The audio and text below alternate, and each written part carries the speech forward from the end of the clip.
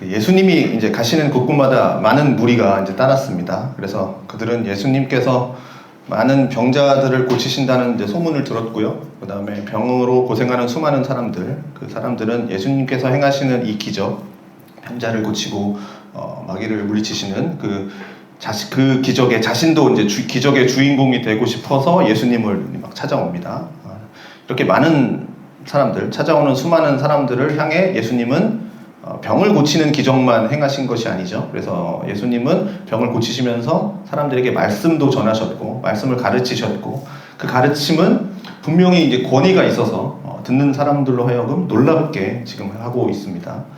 그런데 이제 복음서를 좀 읽어보면 예수님의 이런 행적들이 많이 나오죠. 많이 나오지만 대부분 예수님이 보시면 이렇게 사람과의 이 대화 속에서 특히 이제 뭐 논쟁을 하는 사람들과 많이 대화하시죠. 대화 속에서나 아니면 또 찾아온 사람들에게 그냥 짧은 답변을 하는 구절들이 많지, 막 예수님이 뭐 가르치셨더라 뭐 이렇게 했을 때 예수님이 그 가르치신 내용이나 뭐 그런 뭐 예수님의 설교의 내용, 뭐 그런 내용은 복음서에 그렇게 많지 않습니다. 그냥 이렇게 대화하는 내용이 많지. 우리가 뭐 대표적으로 생각하는 건 뭐 마태복음 5장이 되겠죠. 산상수훈 5장부터 8장까지 나오는 그런 내용, 그 정도는 우리가 기억하고 있을 겁니다. 예수님이 설교하신 내용.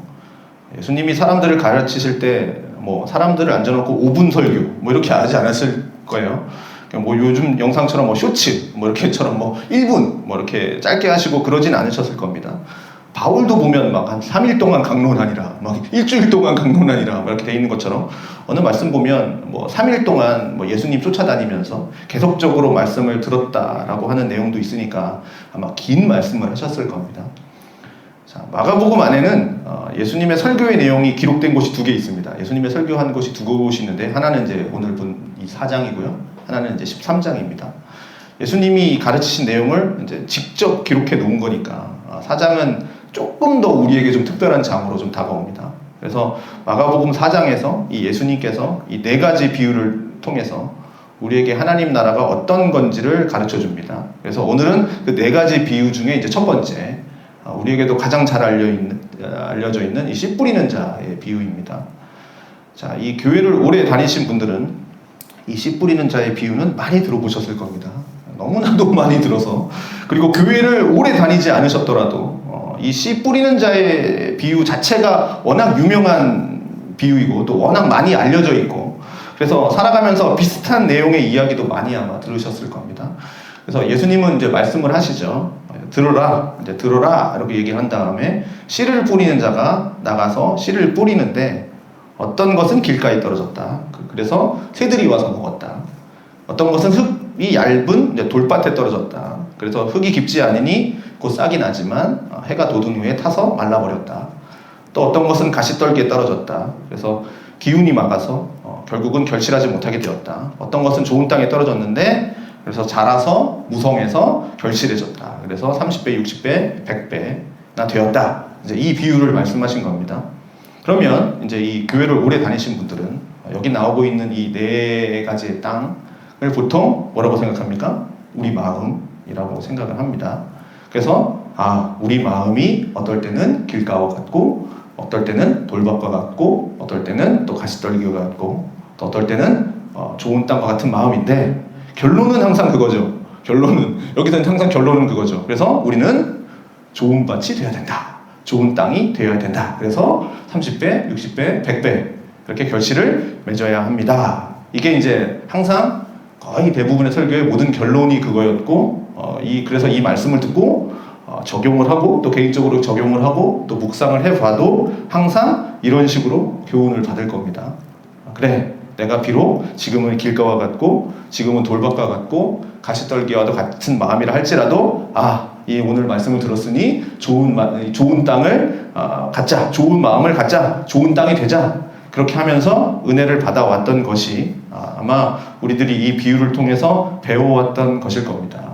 저도 그렇게 배워왔고요. 그래도 그렇게 많이 설교를 했습니다. 그런데 이제 이 예수님이 하신 이 비유를 잘 읽어보면, 특히 3절부터 8절까지 잘 읽어보면 이 비유 속에 예수님께서 우리에게 너희는 좋은 땅이 되라 라고 하는 메시지는 들어있지 않습니다.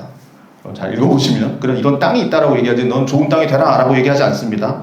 만약에 우리에게 좋은 땅이 되라라고 하는 것이 이 비유를 하는 예수님이 이 비유를 통해 우리에게 하는 핵심 메시지라면 그렇다면 이후에 나오는 메시지가 그럼 이렇게 되겠죠. 어떻게 해야 좋은 땅이 돼야 될지에 대한 답을 허락해 주셔야겠죠. 그런데 그런 방법도 언급되어 있지 않습니다. 그러니 우리는 이 말씀 들으면서 결국 좋은 땅이 되려면 사탄에게 이 씨를 빼앗기지 않도록 해야지. 어떠한 고난과 시련이 와도 인내하고 견뎌야지.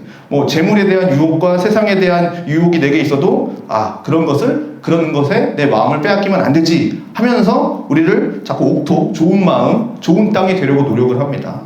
그러나 우리가 다 해봐서 알겠지만 우리가 마음이 그런 노력을 한다고 바뀌지 않습니다. 내가 막 좋은 땅이 돼야지 그런다고 좋은 땅이 되지 않아요. 우리 너무나도 잘 압니다. 그래서 좋은 땅이 되는 것이 이 비유의 핵심이라면 예수님은 이렇게 말씀하셔야 되죠.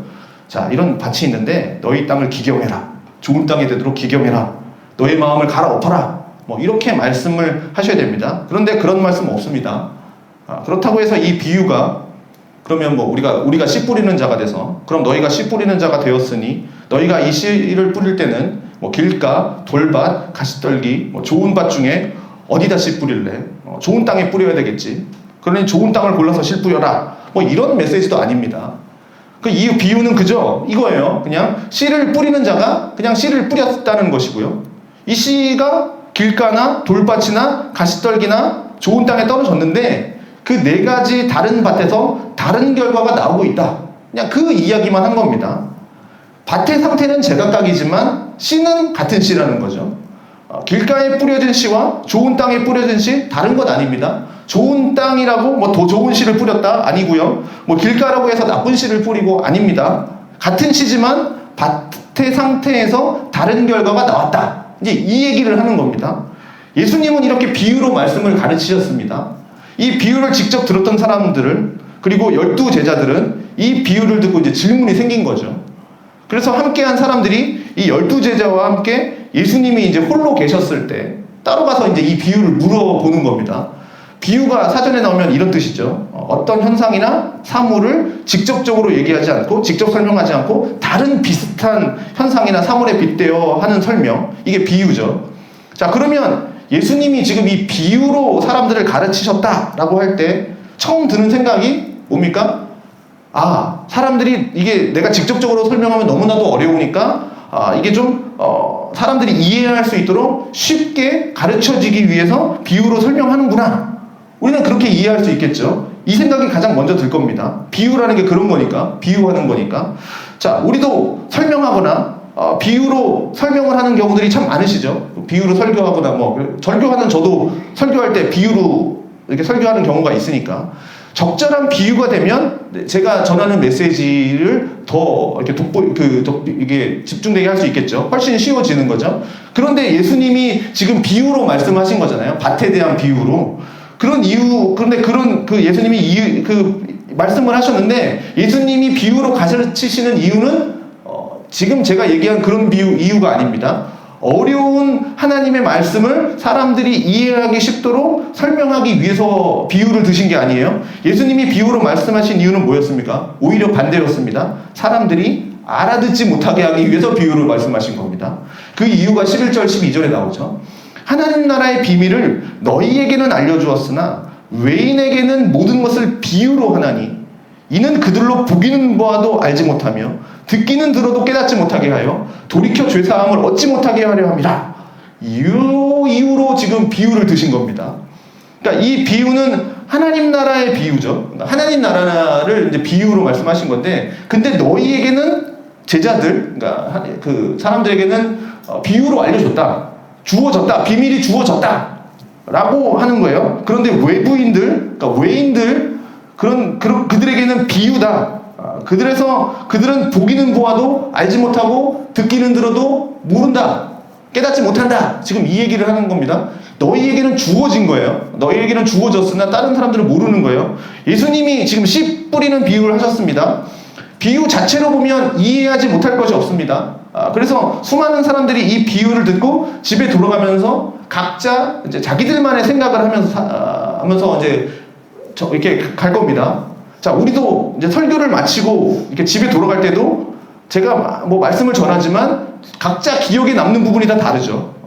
기억에 남는 말씀 다르고 그것을 또 적용하는 것도 다르듯이 예수님의 이 비유를 듣고 돌아가는 사람들이 어떤 사람은 뭐 길가에 꽂히는 사람도 있을 거고 어떤 사람은 30배, 60배, 100배 뭐 여기에 꽂히는 사람이 있을 거고 그러나 예수님께서 따로 가서 이 비유를 물은 제자들은 비유 속에 담긴 그 하나님 나라의 비밀을 예수님께로부터 배우는 겁니다. 그래서 이제 비밀을 깨닫게 되는 거죠. 자기의 노력으로 자기가 연구해서 얻어낸 것이 아니라 지금 보이죠? 너희에게는 주어진 겁니다. 그리고 예수님의 말씀을 보면 지금 내부인이 있고 외부인이 있습니다. 너희에게는 주어졌고 내부인이죠. 외인에게는 외부인이죠.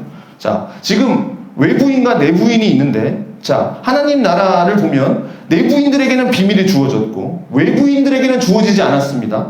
그냥 비유로 말씀하셨어요. 그러면 이 하나님 나라의 비밀이 주어진 내부인은 누구고 하나님 나라의 비밀이 드러나지 않고 지금 비유로 감춰져 있는 외부인들은 또 누구냐? 그것을 생각할 때 자, 우리가 내부인들 외부인들 누굽니까? 자, 지금까지 이스라엘 나라의 종교인의 관습, 그들이 가지고 있는 사상, 신념을 생각해 본다면 누가 내부인입니까? 누구보다도 율법을 잘 지키고 율법을 공부하고 율법을 힘을 다해서 지키고 나가고 있는 이 바리새인들이나 서기관들 그리고 율법 아래에 속하여 살아가고 있는 하나님 나라의 백성이라고 하는 그 선민 사상을 가지고 있는 유대인들 아마 그냥 그런 게 관습에서 보면 이 사람들이 내부인이고 율법에 대해서 모르고 심지어 율법을 무시하고 율법에 반해서 살고 민족을 배신하고 살아가는 이 이방인들 아니면 뭐 세리, 창녀, 죄인들 이런 사람들은 외부인으로 취급하면서 살았던 게 그 당시 나라 사람들의 관념이었습니다. 그런데 마가복음 우리가 1장부터 4장까지 지금 4장에 들어왔는데 몇 주 동안 보면서 이 마가복음을 살펴보면서 성경이 말하고 있는 내부자와 외부자 지금 이스라엘 백성들이 삼고 있는 기준에 딱 들어맞습니까? 성경이 말하고 있는 외부인과 내부인이 자, 우리는 지금까지 마가복음을 읽으면서 그 기준이 다르다는 것을 지금 배우고 있죠. 내부자라면 자신만만하게 살아가던 이 바리새인과 서기관들은 예수님의 관점에서 보면 그들은 외부인입니다. 외부인이라고 멸시를 받고 천대를 받았던 그 세리나 창녀와 이방인들, 병자들 이런 사람들은 예수님의 관점에서 볼 때 그들은 내부인이죠. 그 기준은 뭡니까? 하나님 나라의 비밀이 주어졌냐 아니냐라는 겁니다. 지금 너희들에게는 하나님의 나라가 주어졌다. 스스로 율법을 지키고 성경을 연구하고 그 비밀을 밝혀내려고 해서 알아낸 것이 아닙니다. 그리고 그것은 그렇게 해서 알아낼 수도 없는 겁니다. 이 비밀은 비밀의 주인공이신 그 하나님께서 진짜로 드러내 주셔서 가르쳐 주셔야만 알 수 있는 비밀입니다. 그러니 그 비밀이 너희에게는 주어졌다. 자, 그래서 예수님을 향해서 당신은 그리스도시요 살아계신 하나님의 아들입니다. 라고 베드로가 고백했을 때 예수님이 어떻게 말씀하십니까?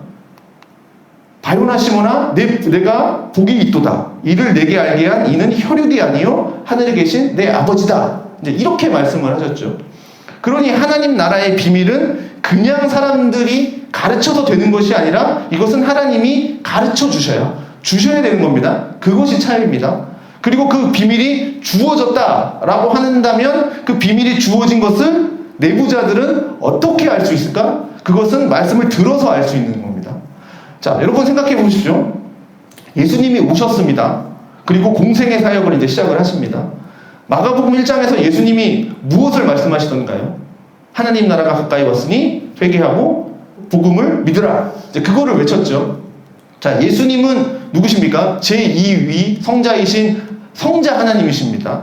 성자 하나님께서 지금 친히 사람의 몸으로 입고 이 땅에 오셨습니다.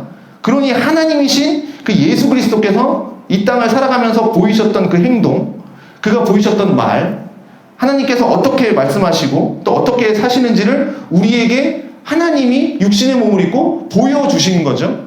그리고 예수님께서 십자가에서 죽으시고 부활하심으로써 앞으로 이제 미래적으로 오게 될 그 하나님의 나라를 현재 속으로 우리 가운데 임하게 하는 가져오셨고 그래서 이 땅에 천국을 가지고 오셨습니다. 그 하나님 나라에 들어가는 것은 오로지 예수 그리스도를 믿고 회개하고 성령으로 말미암아 내 마음이 거듭나게 되어질 때 그때에만 우리는 하나님 나라에 들어갈 수가 있는 겁니다. 자, 그래서 우리가 예수를 믿고 성령으로 거듭남을 받고 우리가 죄를 회개하면 우리는 지금 이 세상의 나라에 속해 있지만 우리는 하나님 나라에 속하여지는 자로 옮겨집니다. 이것이 하나님 나라의 비밀이죠. 자, 그런데 지금 이 말을 우리 중에도 이해하는 사람이 있을 겁니다. 제가 지금 하는 말을. 그리고 말씀대로 살아가려고 애쓰는 사람이 있을 겁니다. 자, 지금 이미 이루어진 하나님의 나라, 그리고 아직 이루어지지 않아서 또 이루어져야 될 완성될 하나님의 나라 그 사이에 지금 이 땅을 살아가고 있는 우리들이 그 하나님의 나라를 소망하면서 살아갈 수 있는 것은 하나님의 나라의 비밀을 우리가 맛보았기 때문에 살아갈 수 있는 겁니다. 예수께서 이 땅에 오셔서 그 일들을 행하시 십자가의 길을 걸으시고 장차 오실 그 하나님의 나라를 기다리는 그것을 우리가 비밀을 맛보았기 때문에 그러는 거예요. 그렇지만 우리 중에는 어쩌면 아직 그 말이 뭔지를 잘 모르겠고 하나님 나라가 중요한 일이라 여겨지지 않고 하나님 나라보다는 그냥 지금 이 세상에서 사는 게 더 중요하다라고 생각하는 사람도 있을지 모르겠습니다. 자, 하나님이신 그분께서, 예수께서 직접 이 세상에 오셔서 내가 진실로 진실로 너희에게 이르노니 이렇게 하면서 하나님의 말씀을 직접적으로 전하셨을 때 그들은 우리는 들어보지 못한 예수님의 목소리를 들었고요. 우리는 보지 못한 예수님의 얼굴을 봤지만 그럼에도 불구하고 그들은 그리스도가 누군지를 몰랐습니다. 자, 예수님이 귀신을 쫓아낼 때마다 귀신들이 어떤 반응을 보이면서 쫓김을 당했나요? 당신은 하나님의 아들이십니다. 지극히 높으신 하나님의 아들 예수입니다. 이렇게 귀신들이 예수의 정체를 드러내면서 쫓겨났습니다. 자, 그렇게 귀신들도 알고 있지만 이 하나님 나라, 하나님이 그러나 하나님의 말씀을 지금 눈으로 보고 귀로 듣고 있는 실제로 듣고 있는 그 사람들은 예수님을 뭐라고 얘기합니까? 신성모독하는 자다. 너는 미쳤다. 너는 귀신의 왕을 힘입어서 바알세불을 힘입어서 지금 귀신을 쫓아내는구나. 막 그렇게 하면서 예수님을 받아들이지 않았습니다. 왜요? 그들은 아직 하나님 나라를 모르기 때문입니다. 세상은요, 그리스도가 이 메시아가 단번에 올 것을 기대하고 있었죠. 그것도 아주 강력한 전사로 올 것을 기대하고 있었습니다. 다윗과 같은 그런 전사가 올 것을 기대했습니다. 그래서 이미 주전 586년에 나라가 멸망하고 그 후로 나라가 세워지지 않고 있는 그 이스라엘의 입장에서 볼 때 아직도 지금 로마의 압제를 받고 있는 이 상황 속에서 다윗의 자손, 그 메시아가 와서 강력한 전사로 와서 무너진 이 다윗의 왕국을 다시 회복시켜 줄 것을, 이 로마를 무너뜨리고 왕국을 회복시켜 줄 것을, 그것을 꿈꾸면서 그것을 소망하면서 지금 메시아를 기다리고 있습니다. 단번에 오실 그 강력한 메시아를 기다리고 있었지만 정말 메시아이신 예수님은 그렇게 오시지 않으셨습니다. 한 번에 오신 것이 아니라 이제 두 번에 오시죠. 그래서 이미 성육신하여서 오신 것을 우리가 초림이라고 하고 나중에 심판할 때 오실 것을 우리가 재림이라고 하죠. 그런데 여기에 세상 사람들과의 괴리가 너무 있는 거죠. 사람들은 강력한 왕으로 올 것을 기대했지만 예수님의 초림은 가장 연약한 자로 오셨습니다. 그리고 재림 때 가장 강력한 분으로 오시는 거죠. 그래서 하나님 나라는 세상의 나라와 완전히 다릅니다. 자, 그래서 이게 하나님 나라의 비밀이라는 거죠. 왜 이것을 비유로 말씀을 하실까? 그 이유를 12절에서도 이렇게 말씀을 합니다. 이는 그들로 보기는 보아도 알지 못하며 듣기는 들어도 깨닫지 못하게 하여 돌이켜 죄사함을 얻지 못하게 하려 함이라. 자, 예수님이 이렇게 말씀하셨습니다. 그러니까 하나님 나라의 비밀을 제가 지금 하나님 나라의 비밀에 대해서 쭉 얘기했잖아요. 근데 그거는 내부인들, 택함을 받은 자들에게는 주어졌다. 그런데 외부인들에게는 알지도 못하고 듣지도 들어도 깨닫지도 못한다. 그게 이유가 뭐냐? 죄사함을 얻지 못하게 하려 합니다. 지금 이 얘기입니다. 자, 예수님이 지금 이렇게 말씀하셨어요. 하나님 나라의 비밀을. 자, 그런데 여러분, 지금 예수님이 하시는 이 말씀을 들어보면 우리는 귀를 의심하게 됩니다. 이게 정말일까? 예수님이 이렇게? 예수님의 뜻은 뭡니까? 이 땅 가운데 오신 이유가 뭡니까? 모두가 회개하고 모두가 구원받아서 모두가 하나님 나라에 들어가는 것이 예수님의 뜻이 아닐까 생각이 드는데 오늘 말씀은 뭡니까? 너희들 이제 회개하면 안 돼. 너희들 회개할까봐 내가 걱정이야. 이제 회개 못하게 하겠다. 죄사함을 얻지 못하게 하겠다. 지금 그 얘기하는 겁니다. 자, 이 말씀은 이사야서 6장 9절 10절에 나오는 말씀을 인용한 거죠. 이사야 소명기사에 나오는 말씀입니다.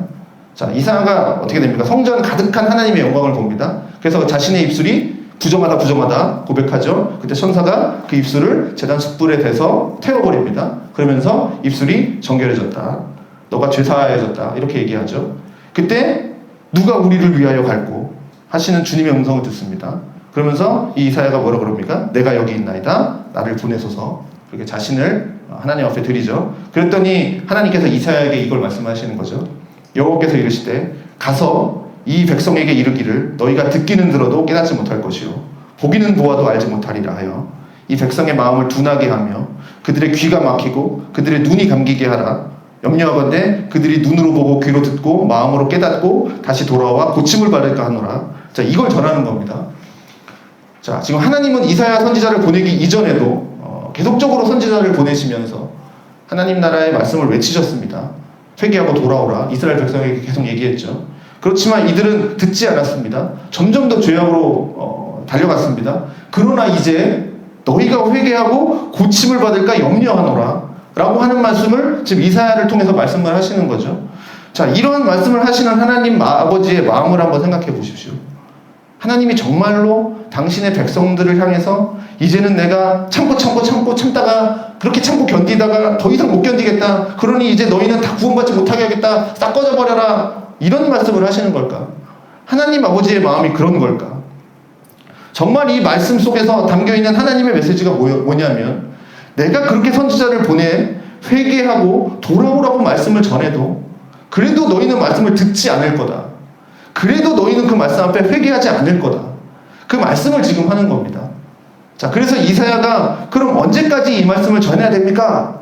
듣지도 않는데 막 이렇게 얘기하는 거죠. 라고 물었을 때 하나님의 답변 속에는 뭐가 있었냐면 거룩한 그루터기가 이 땅에 그루터기가 될 거다. 모두가 다 베어지지만 그래도 그루터기는 남아있을 것이다. 그럼 얘기하죠. 그래서 구원의 약속, 메시아의 약속, 또 구원의 소망을 주십니다. 자, 그러니 하나님이 하시는 이 말씀은 너희들을 내가 다 지옥으로 보내버리겠다? 그것이 아니라 구원에 대한 하나님의 지금 열망을 보여주고 있는 겁니다. 자, 이게 하나님의 마음입니다. 이러한 마음이 비유를 통해서 우리에게 지금 말씀하신 하나님의 마음입니다. 너희들은 듣지 말고 너희들은 지옥에 나가라. 뭐 그게 아니에요. 내가 이렇게 참으면서 너희에게 말씀을 전하지만 너희들은 듣지 않을 거다. 그렇지만 빨리 회개하고 돌아와라. 그 말입니다. 자, 왜냐? 하나님의 비밀을 먼저 깨달은 사람들, 지금 너희들에게는 하나님 나라의 비밀이 주어졌다라는 겁니다. 하나님 나라의 비밀을 먼저 깨달은 자들에게 이 비밀을 주신 이유가 무엇인지를 생각하면 여기에 하나님 뜻이 담겨 있는 겁니다. 너희에게는 비밀을 주었으니 너희 혼자 이 비밀을 간직해라. 그런 마음으로 주시지 않았다는 겁니다. 그 비밀을 받은 사람들은 그 비밀을 말하도록 부름받았습니다. 그래서 골로새서 1장 25절 27절에 이렇게 말합니다. 내가 교회의 일꾼 된 것은 하나님이 너희를 위해서 내게 주신 직분을 따라 하나님의 말씀을 이루려 함이라. 이 비밀은 만세와 만대로부터 감추어졌던 것인데 이제는 그의 성도들에게 나타났고 하나님이 그들로 하여금 이 비밀의 영광이 이방인 가운데 얼마나 풍성한지를 알게 하려 하심이라. 이 비밀은 너희 안에 계신 그리스도니 곧 영광의 소망이라. 이것을 주신 겁니다. 우리에게 그 비밀을 허락하시는 거예요. 하나님 나라의 비밀을 우리에게 허락하신 겁니다. 세상 사람들이 얘기하는 그 바리새인 서기관들에게 보여준 게 아니라 세상 사람들이 외부인이라고 얘기하는, 근데 하나님 앞에서 예수님은 내부인이라고 얘기하는 우리에게 이 하나님의 나라의 비밀을 허락하신 겁니다. 허락하신 이유가 뭡니까? 전하게 하려고. 그래서 지금 이 제자들은 하나님 나라의 비밀을 받았습니다. 그리고 이 비유의 뜻을 정확하게 알 필요가 있는 겁니다. 자, 이제 길게 얘기했습니다. 힘드셨죠? 자, 이제 곧 잠시 후면 어떻게 됩니까? 예수님은 제자들을 이제 둘씩 짝져서 보냅니다.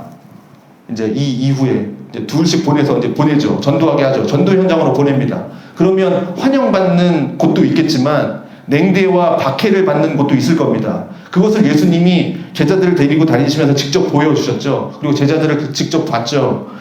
그런데 예수님이 냉대를 받고 박해를 받으시는 건 예수님이니까, 뭐 예수님은 능력이 있으시니까 그렇겠지만 제자들 입장에서 한번 생각해 봅시다. 자기들을 생각할 때 그냥 어부였잖아요. 그냥 이러한 일을 할 만한 능력이 있는 사람일까 아마 생각을 했을 겁니다. 이러한 일을 할 수 있을 만한 자격이 있는 사람일까? 그냥 가라고 하는 거예요. 가라고. 야, 아무것도 가지지 말고 그냥 가서 전해. 뭘 전해야 됩니까? 다 성령께서 말하게 하실 거야. 근데 전해. 이렇게 한 겁니다. 가면은 멸시도 당할 거고, 그러면 먼지 털어버리고 신발 털어버리고 와. 뭐 이렇게 하는 거지 않습니까? 이런 만한 능력이 있는 사람일까? 이러한 일을 할 수 있는 만한 사람일까? 나는 그것을 할 수 있을까? 나는 아무 능력 없는데, 나는 말 못하는데, 나는 능력 없는데, 그런 생각하면서 얼마나 많은 두려움이 그들 속에 있었겠습니까? 그런데 게다가 이제 몇 장 넘어가면 뭐 나오냐면 이제 세례 요한이 죽습니다. 그 당시에 이렇게 뭐 이사야라고 불렀던 세례 요한이 죽습니다. 헤롯이 세례 요한의 목을 베버려요. 그런 소식을 들으면 또 얼마나 두렵겠습니까? 이 제자들은 하나님 나라를 선포하다가 저렇게 목이 빌 수도 있겠구나. 그런데 이제 조금 더 지나면 뭡니까? 예수님마저도 이제 죽임을 당하십니다. 얼마나 두렵겠습니까? 이후 예수님이 죽임을 당하시고 부활하시고 승천하셔서 제자들에게만 그러니까 승천하셔서 제자들만 이 땅에 남아있죠. 그럼 제자들이 예수님이 이 땅에 계셨으면 하셨을 일들을 하고 예수님이 이 땅에 계셨으면 하셨을 그 말씀을 선포하면서 살아야 되는데 그 하나님 나라의 비밀을 전해야 되는데 얼마나 두렵겠습니까? 잘못하면 죽을 수도 있는데. 그러나 이러한 두려운 상황 속에서 있는 이 제자들이 오늘 이 예수님이 하시는 이 씨 뿌리는 자의 비유를 알면, 이 비유를 이제 알게 되면 그들은 자신들이 모두에게 환영받지 않을 것이라는 것을 아마 이 씨 뿌리는 자의 비유를 통해서 이제 이해하게 되고, 그리고 심지어 이 말씀조차도 사람들에게 버림받을 수 있겠구나. 이 씨 뿌리는 씨도 버림받을 수 있겠구나. 그러니까 자신들이 버림을 받는 것이 아니라 하나님의 말씀이 버림받을 수도 있다라는 것을 오늘 이 씨 뿌리는 자의 비유를 통해서 이 제자들은 깨닫게 될 거예요. 그래서 아마 이제 담대하게 전할 수 있는 용기가 생기겠죠. 그렇지만 어떻게 됩니까? 눈물로 씨를 뿌리는 자는 반드시 기쁨으로 곡식단을 거두고 돌아오게 될 것이다 라는 것도 그들은 확신하게 될 겁니다. 이 씨 뿌리는 자의 비유를 이해하게 되면, 하나님 나라의 비밀을 이해하게 되면, 그래서 이것을 알고 한결같은 마음으로 주님이 주신 그리스도의 비밀을 발견한 자가 해야 할 그 사명을 감당할 수 있도록 하나님께서 은혜를 주신 겁니다. 그래서 이들에게 비밀을 알게 하시는 겁니다. 내부자들에게는 하나님 나라의 비밀을 알게 하시는 겁니다. 그 이유입니다. 그래서 지금 장황하게 간 겁니다. 자, 아직도 외부인들에게는 감춰져 있지만, 그러나 그것을 그들에게도 알리게 하기 위해서, 외부인에게 알리게 하기 위해서 이들에게 비밀을 가르쳐 준 거예요. 그것을 우리에게도 가르쳐 준 겁니다. 자, 그럼 지금 예수님께서 말씀하시는 그럼 이 씨 뿌리는 자의 비유 그 자체가 무엇을 말씀하고 있는 건가를 알아야 되겠죠. 이 말씀 속에 담겨있는 비밀이 뭘까? 단순하죠. 간단합니다. 13절부터 읽어보면 거기 예수님이 다 해석해 놓으셨습니다. 자, 씨 뿌리는 자는 말씀을 뿌리는 자입니다. 뭐 아시겠죠? 그러니까 씨는 뭡니까? 말씀이죠. 말씀을 뿌리는 거예요. 자, 마태복음 보면 이제 길가를 마음으로 표현하고 있습니다. 그래서 우리가 밭을 마음이라고 이렇게 생각하는 이유가 그것 때문이죠. 자, 이 말씀을 뿌려지는데, 자, 쭉쭉 넘어가겠습니다. 길가에 뿌려집니다. 자, 길가에 뿌려지는 것은 새가 와서 먹었다고 했는데 사탄이 와서 뺏어 먹은 거죠. 그러니 말씀 자체가 그들에게는 없습니다. 듣긴 듣는 거예요. 그러나 들음과 동시에 사탄이 와서 마음을 빼앗아가기 때문에 여기 남아있는 건 아무것도 없는 겁니다. 자, 두 번째, 돌밭에 뿌려줍니다. 이 돌밭에 뿌렸다는 것도 같은 말씀이죠. 말씀을 들어요. 듣는데 기뻐요. 재밌구나. 새롭구나. 지금까지 배워보지 못한 것들을 배웠구나. 야, 저렇게 살아갈 수도 있구나. 이런 것을 배우면서 처음에는 기쁨이 생기는데 이제 흙이 얕으니까 뿌리는 금방 나지만 뿌리가 깊이 내리지 못해서 결국 햇빛이 비치면 그냥 타버리는 겁니다. 예수님이 이것을 뭐라고 해석하시냐면 뿌리가 없이 잠깐 견디다가 말씀으로 인해서 환난과 박해가 일어나면 그때 이제 타버린다라는 거죠. 자, 또 가시떨기에 떨어집니다. 말씀은 들었는데 말씀이 여기 남아있긴 한데 세상을 살아가다 보니까 염려, 근심, 걱정 이런 게 너무 많죠. 그 다음에 재물에 대한 유혹, 먹고 살아야 되는데, 돈을 벌어야 되는데, 이런 문제들, 그 다음에 기타 욕심들, 그것들이 이제 우리 마음속에 너무나 많은 거예요. 그래서 그런 것들이 하나님의 말씀이 뿌리를 내리고 싹을 틔우고 열매를 맺지 못하도록 세상의 염려와 재물과 욕심들이 씨를 다 막아버려서 결실하지 못하게 된다는 거죠. 좀 잘 아시는 이야기입니다. 그런데 이제 좋은 땅에 뿌려졌다. 이것은 말씀을 듣고 받은 겁니다. 그래서 무성하게 자라서 30배, 60배, 100배 이렇게 결실을 맺어지는 거죠.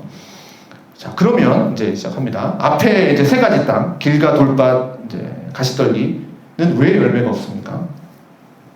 시간적 차이만 있을 뿐, 말씀은 뿌려졌지만 그 말씀을 듣고 깨닫지 못한 겁니다. 잠깐은 기쁠 수 있습니다. 아, 이럴 수 있구나. 아, 그랬구나. 아, 재밌구나. 아, 성경을 몰랐는데 재밌네. 이럴 수도 있어요. 자, 그렇지만 여러분, 우리 마음에 들어온 말씀은 어떻게 됩니까? 현실을 살아가게 하는 우리와 싸우게 만듭니다. 이 말씀은 현실 가운데서 이 우리와 막 이렇게 부닥칩니다. 자, 말씀에 하나님의 일하심이 있습니다. 이 씨에 생명이 있습니다.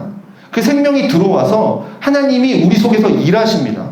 일하시는 거예요. 그리고 그 말씀을 통해서 하나님의 성품을 우리 가운데 보여주는 겁니다. 하나님이 어떤 분이신지, 하나님의 뜻이 무엇인지. 그럼 우리는 어떤 사람들입니까? 자, 우리는 본성이 죄인이죠. 하나님 자체가 싫어요. 하나님 별 관심 없어요. 하나님 뜻대로 사는 것도 재미없어요. 싫어요. 그냥 본성적으로 그런 사람들이에요. 자, 요즘 뭐 유튜브 많이 보시죠? 유튜브 설교 보면서 감동도 받고, 뭐 쇼츠 1분짜리 보면서 감동도 받고 그런 거 많죠. 자, 그렇지만 그런 감동, 그 잠깐 본다고 해서 1분 잠깐 본다고 해서 들어왔다고 해서 그 쇼츠가 내 삶을 완전히 바꾸진 않아요. 그냥 좋은 말씀이다. 그냥 그러고 넘어가지. 잠깐의 결심 정도는 할 수 있겠지만 하나님의 말씀도 우리 마음에 감동 줍니다. 그리고 이 말씀이 우리 현실을 보게 해요. 그리고 이 말씀이 우리 죄악된 성품을 바라보게 하고요. 이 말씀이 우리가 살아가야 할 삶의 현실을 보게 하면서 너는 이제 현실과 싸워야 된다. 너는 자신과 싸워야 된다. 너는 너의 죄를 죽여야 된다. 라고 하는 것들이 말씀 가운데에서 끊임없이 우리에게 말씀을 하죠. 그러니 마치 그 말씀이 나에게 칼이 되어서 우리 마음을 자꾸 찌르는 것 같고, 모든 사람에게 감추고 싶은 우리의 은밀한 것들, 그 말씀은 자꾸 끄집어내면서 막 회개해야 된다라고 막 얘기를 해요. 자꾸 막 말씀 들으면 막 내 안에 그런 죄성들이 막 드러나죠. 보이죠. 막 자꾸 보이지 않습니까? 그러니 말씀을 잠깐은 받아서 기쁘겠지만 그걸 가지고 있다 보니까 오히려 이것 때문에 주어질 어려움들이 너무나 많은 거예요. 그래서 너무나 커 보이는 거죠. 그 어려움들이. 그래서 말씀으로 인한 환난과 박해가 주어졌을 때, 내가 말씀을 가지고 살면 나는 이것도 버려야 되고 내가 이것도 포기해야 되는구나. 이렇게 하면 안 되겠구나.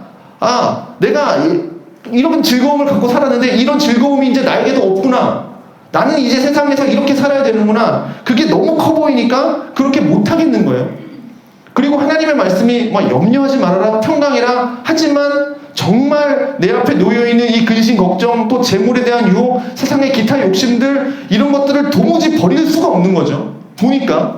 그래서 결국은 어떻게 됩니까? 하나님의 말씀을 포기해버리게 되는 거예요. 마땅히 우리가 버려야 할 것들을, 그 세상의 유혹들을 버리는 것이 아니라 버려야 할 것들을 버리지 못해서 결국 하나님의 말씀을 그냥 버려버리는 거죠. 포기해버리는 거죠. 그러니 내가 지금 굳이 이렇게까지 살아야 할 필요 있나? 적당하게 예수 믿으면 되지 않나? 하면서 하나님의 말씀을 포기하고 타협하고, 그러니 결국 어떻게 됩니까? 열매가 없는 거죠. 그런데 좋은 땅은 말씀을 듣고 깨닫는 겁니다. 듣고 깨닫는다는 것이 뭡니까? 오늘 한 번 설교 듣고 오늘 한 번 성경 읽고 갑자기 한 번 성경을 딱 읽었는데 막 퍽 하고 통찰력이 생기고 갑자기 막 빛이 환하게 들어오고 그런 거 아닙니다.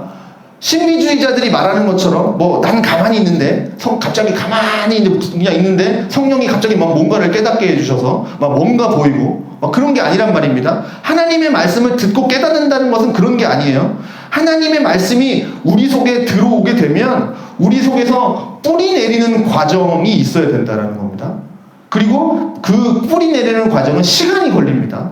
그 시간 속에서 뭡니까? 우리는 인내하고 참고 기다리면서 말씀이 우리를 드러내도록, 우리가 세상 속에서 정말 우리가 보게 되는 그 세상의 현실, 그리고 세상의 현실을 이길 수 있는 어떻게 보면 이길 수 없는 우리의 연약함, 그렇지만 또 얼마나 내가 많은 죄를 짓고 사는가, 이런 것들을 보게 되지만 그 속에서 하나님의 말씀을 굳게 붙들고 사는 사람들은 그 말씀으로 더불어 그 말씀과 함께 나 자신과 싸우고, 그러면서 나 자신을 버리고 나를 부인하고 자기 깨어짐이 있고, 그러면서 나의 죄를 회개하고 내가 그동안 버리지 못했던 것들을 포기하고 버리고 이러면서 자기 십자가를 지면서 그 길고 긴 시간을 통해서 하나님을 알아가고 배워가는 거죠.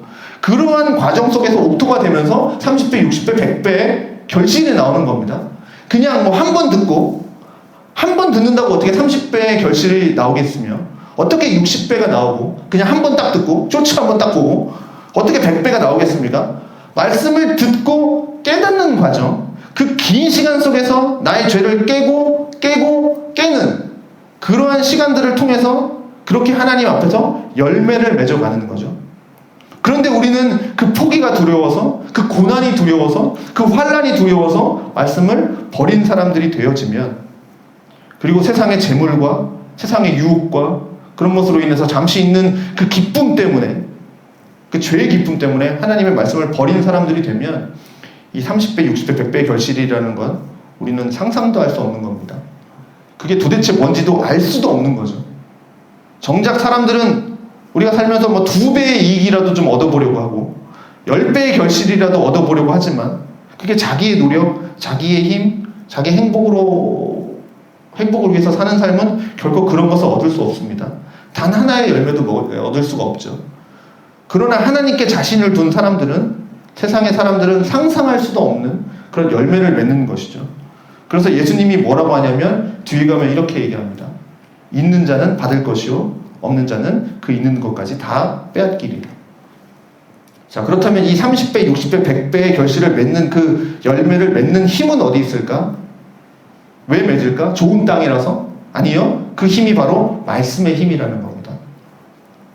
자, 씨에는 생명이 있고 씨가 터져서 생명이 나오는 것처럼 그 말씀에서 생명이 나오는 겁니다. 자, 그런데 여기에 하나님 나라의 비밀이 있는 겁니다.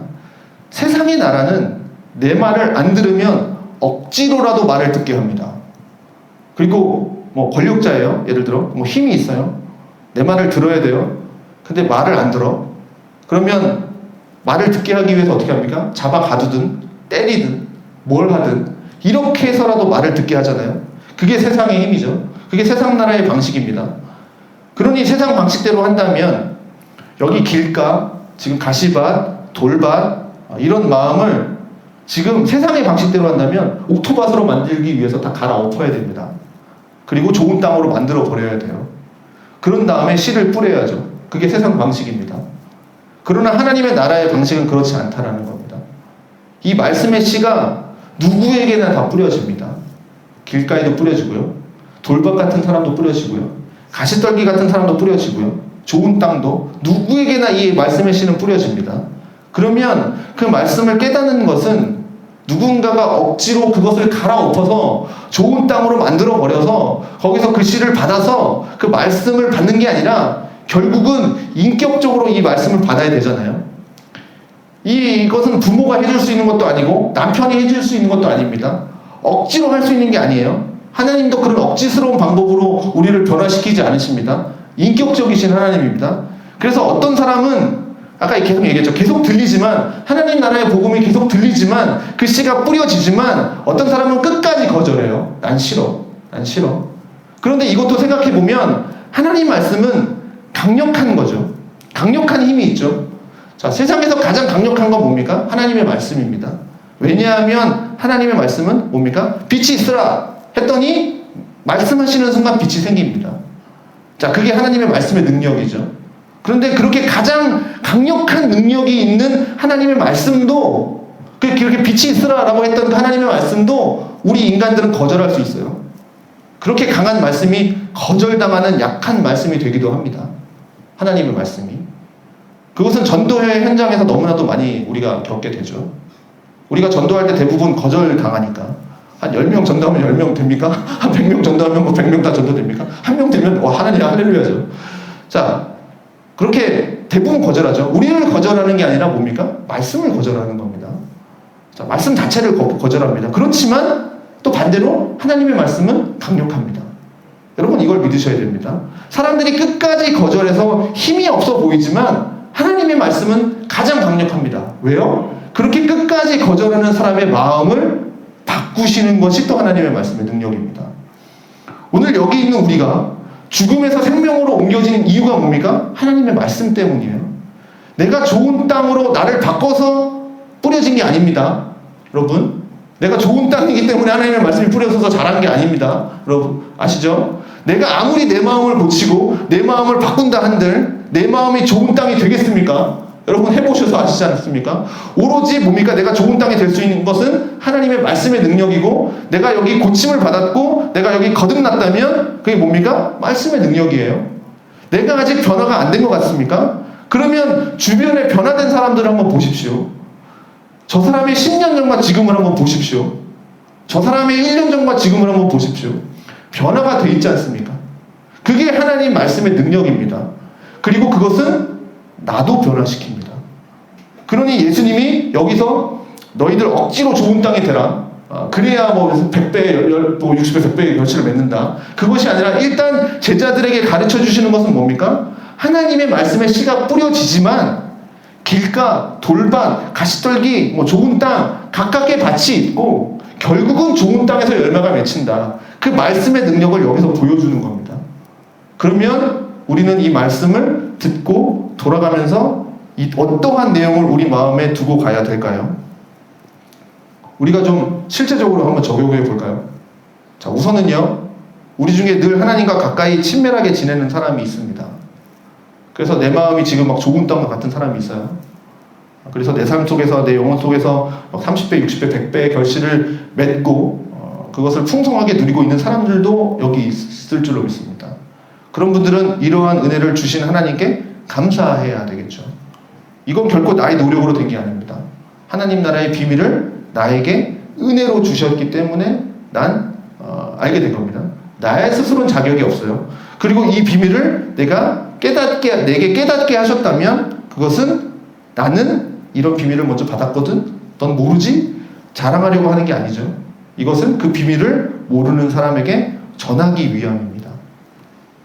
그러니 이미 이 열매를 맺고 살아가는 사람들이 계시다면 그분들은 이 비밀을 아직 모르는 사람에게 이 비밀을 전하는 자, 전달자가 되어야 합니다.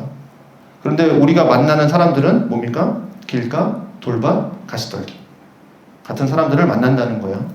그래서 환영받기보다는 배척받을 것이고 박수를 받기보다는 멸시를 당할 겁니다. 그렇지만 그럼에도 우리는 이 씨를 뿌려야 할 의무가 있습니다. 그것을 하도록 우리에게 먼저 이 하나님 나라의 비밀을 알려주신 겁니다.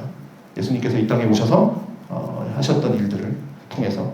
그래서 아까 말씀드린 골로새서 1장 26절에서 27절 말씀, 우리에게는 이 비밀을 이 세대와 세상에 전달하기 위해서 모든 사람들이 그것을 알게 하기 위해서 그것을 전해야 할 사명은 우리에게 있는 겁니다. 그런 삶을 살아가야 되고요.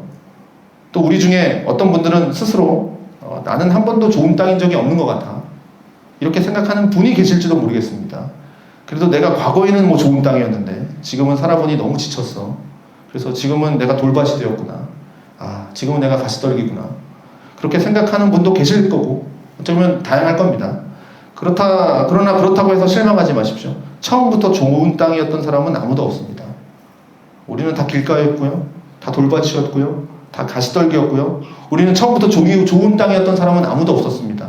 다 하나님이 싫어하고 말씀에 대해서 싫었고 그랬던 사람들이었습니다. 다 그런 마음이었지만 우리 스스로 바꿀 수 없는 우리의 마음을 바꾸시기 위해서 하나님의 아들 예수 그리스도가 이 땅 가운데 오셨습니다.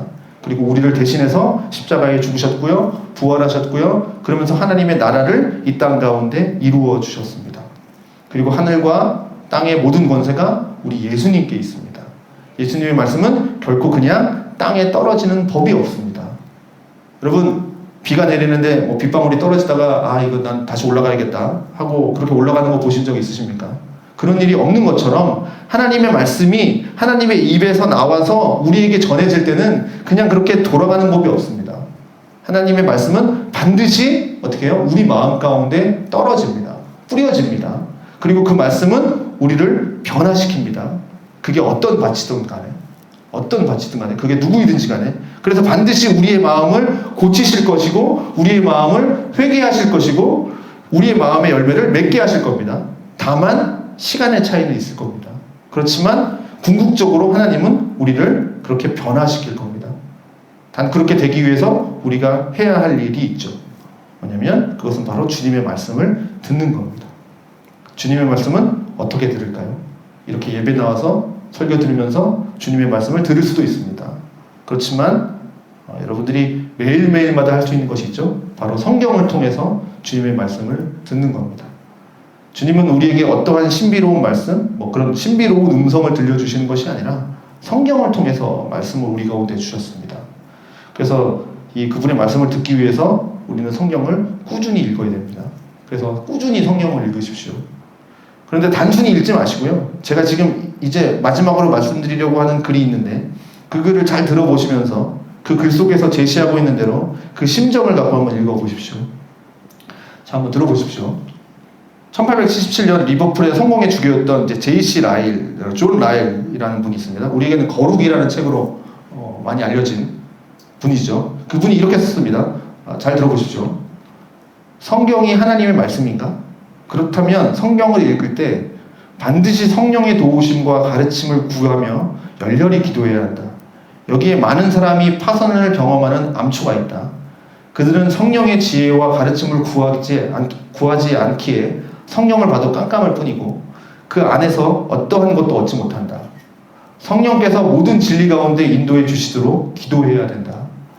주 예수 그리스도께서 제자들의 총명을 열어주셨던 것처럼 총명을 열어달라고 간청해야 한다. 사람들을 감동하여 성경을 쓰게 하신 하나님이 그 책의 열쇠를 주고 계시고 그분만이 그것을 유익하게 이해할 수 있는 힘을 주실 수 있다. 시편의 어느 시에서 다윗은 9번이나 나를 가르치소서라고 부르짖는다. 같은 시에서 그는 5번이나 나로 하여금 깨닫게 하여 주소서라고 말한다. 존 노인이 잘 말했다. 하나님의 말씀에는 신성한 빛이 있다. 그러나 인간들의 눈은 덮개와 수건으로 가려져 있어서 그 빛을 똑바로 볼 수가 없다. 그런데 이 수건을 벗기는 것은 성령의 특별한 사역이다. 자, 성경을 읽지만 성령께서 우리의 눈을 열어주시고 우리의 마음을 열어주셔서 깨달을 수 있도록 나를 가르쳐 주십시오. 나로 하여금 깨닫게 해주십시오. 그리고 그대로 살게 해주십시오. 시편 119편에서 가르쳐 주십니다. 깨닫게 해주세요. 살게 해주세요. 이게 다윗의 반복되는 기도였습니다. 자, 그러면서 하나님이 그 마음을 열어주시면서 깨닫게 하시고 우리가 그 말씀대로 살게 하시는 겁니다. 자, 그런데 이것은 다시 말씀드리지만 성령의 도움이라고 해서 이것이 무슨 신비적인 도움이 아닙니다. 이렇게 성령의 도움을 구하지만 실제로 성경을 읽어내는 것은 누가 하는 겁니까? 우리가 하는 겁니다. 우리가 가지고 있는 지적인 능력을 따라서 읽어내는 겁니다. 내가 글을 읽고 내가 글을 이해하고 하는 그것이 필요한 겁니다. 그래서 우리가 기도하고 우리의 지적인 능력을 활용해서 성경을 읽을 때 그때 하나님의 말씀의 씨가 어떻게 됩니까? 우리 마음 가운데 떨어지는 겁니다. 그리고 그 말씀의 씨가 비록 지금은 길가와 같고 돌밭과 같고 가시떨기와 같은 그런 인생을 살아가고 있는 마음밭이라 할지라도 하나님의 말씀은 우리의 마음을 좋은 땅으로 바꾸실 것이고 그러면서 성령으로 충만하여서 예수를 주로 믿고 또 회개함으로써 하나님 나라의 비밀을 알게 되고 지금도 그 하나님의 나라의 비밀을 맛보면서 살아가게 하는 그 역사가 우리 가운데 일어나게 될 겁니다. 우리는 그 말씀의 능력을 믿고 나아가는 것이 필요합니다. 그래서 지금 예수님을 깊이 생각하고 있는 분도 아직 아니신 분도 모두가 다 실망하지 마시고 지금도 우리를 고쳐주실 그 그리스도의 은혜를 바라보면서 날마다 하나님의 말씀 가까이로 이렇게 나아가시기를 주님의 이름으로 축원드리겠습니다.